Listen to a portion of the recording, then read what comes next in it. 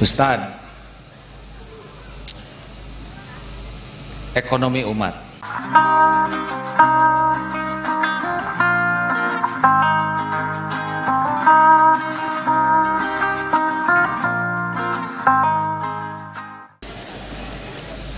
Ustadz, ekonomi umat. Kenapa ngoyondon begini? Kenapa ngoyondon itu bahasa Sunda ya, jadi berat gitu kalau mau jalan seperti anak kecil yang apa morot. Udah enggak, ganti bahasanya. Kenapa ekonomi umat menurut analisa Ustadz sebagai seorang ulama kok tertinggal?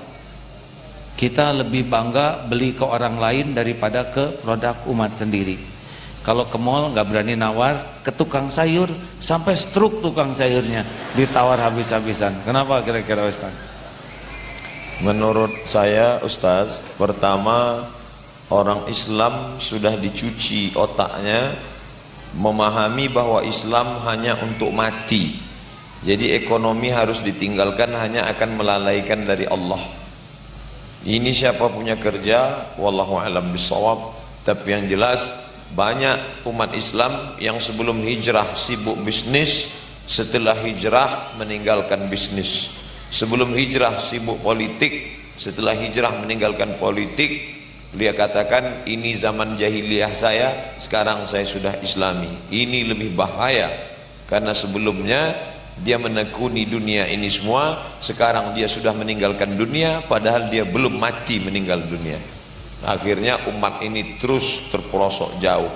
Lalu kemudian umat Islam tidak memiliki rasa empati yang dikatakan Nabi, la yu'minu ahadukum, kamu tidak beriman hatta yuhibba li akhih, sampai kau sayang kepada saudaramu ma yuhibbu li nafsih. Ketika engkau membeli, sesungguhnya engkau sedang menolong saudaramu, tukang jual ikan, tukang jual sayur. Engkau bukan menghidupi pengusaha besar untuk liburan ke Hawaii, tapi engkau sedang memberikan dia makanan supaya anaknya bisa sekolah daripada dia mengemis. Alhamdulillah, ketika ekonomi umat ini sedang down, perhatian umat tidak konsen ke ekonomi, dihadirkan Allah tokoh-tokoh muda, diantaranya Ustadz Ipo Santosa yang ada bersama kita. Bukunya luar biasa, Pengusaha Muda Muslim. Saya hanya tahu beberapa dalil-dalil yang sangat minim, tapi yang mempraktekkannya langsung. Di antaranya juga Al-Mukarram Ustadz Abdullah Gimnastiar, tidak hanya di bidang dakwah tapi juga bisnis. Maka siapa saja bisa menggali pengetahuan itu. Kalau ini kita kembangkan, insya Allah umat ini akan bangkit. Kalau sudah ekonomi umat bangkit, insya Allah money politik bisa dihindarkan, politisi busuk tidak akan bangkit, dan ke depan muncullah pemimpin muslim yang dipilih oleh seorang muslim yang independen, insyaallah.